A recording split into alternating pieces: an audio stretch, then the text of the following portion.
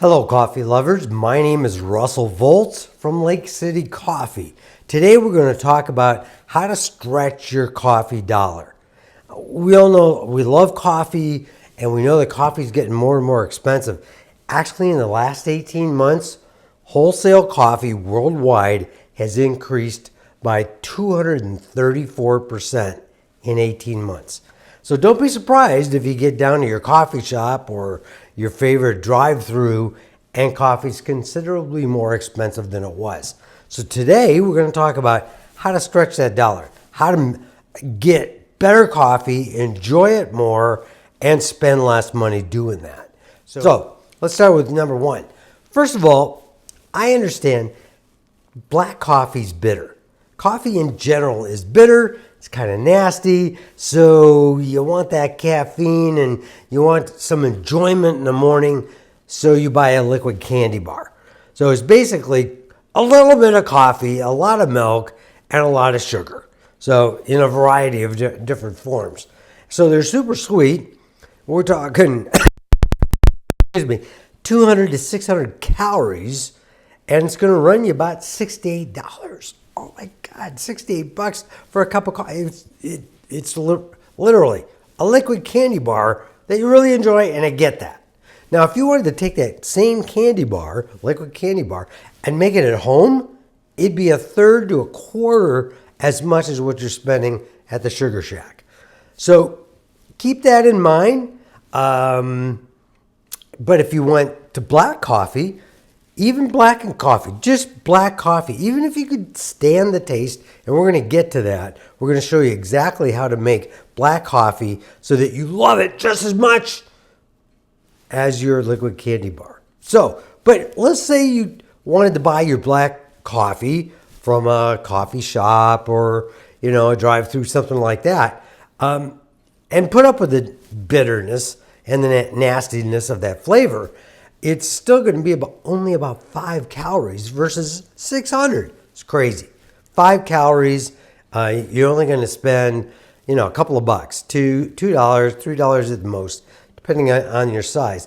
How much money are you going to save by switching from a liquid candy bar at $6 to $8 to black coffee at, $2-ish, right? You're going to save about $750 to $1,400 a year. That's a big savings. Okay, hack number two. Number two is basically just switching from buying your coffee at a coffee shop, a drive-through. I like calling them Sugar Shacks because they're mostly selling milk and sugar with a little bit of coffee. But if we switch from that to home brew, night and day difference, lots of savings there. One, you're going from extremely low quality coffee to high quality coffee. And you're probably going to spend less on the high quality coffee that you use at home than the low quality having somebody else make it for you. I figure the savings over the course of a year is going to be somewhere around $675 to $1,800, depending on what you're buying. But the savings is significant, just simply going from a store where you're getting your coffee to brewing your coffee at home. Now, hack number 3, switching from low quality industrial coffee beans, which is what you're going to get at the Sugar Shack. And I don't care what the coffee shop is, especially Starbucks, you're getting extremely low quality beans and switching that to doing it at home with high quality beans. When you switch to a high quality Arabica, this is 100% Arabica, you're going to find it's going to become naturally sweet.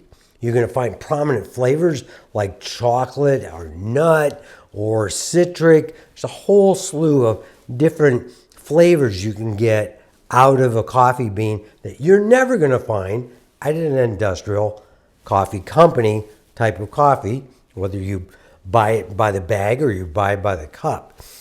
So what are your savings is going to be a little bit minimal. Couple $100, $300 to $500 you're going to save by going to a high quality bean from a low quality bean. You're going to pay 2 or 3 times the price, but you're going to drink half as much as what you were having before. Hack number 4, Switch from old and stale beans to fresh roasted beans. Big difference. Big difference.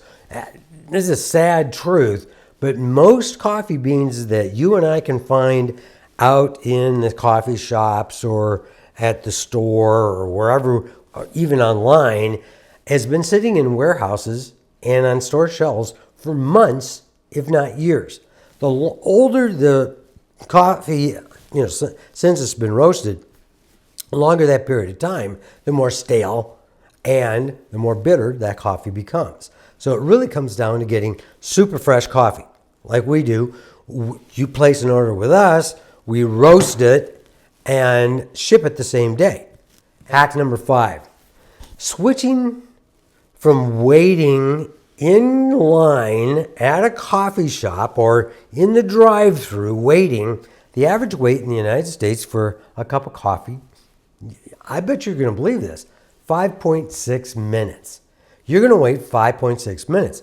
The savings on that, get a load of this, 5.6 minutes versus none with a machine like this, or 2 or 3 minutes making your coffee this way, right, by hand.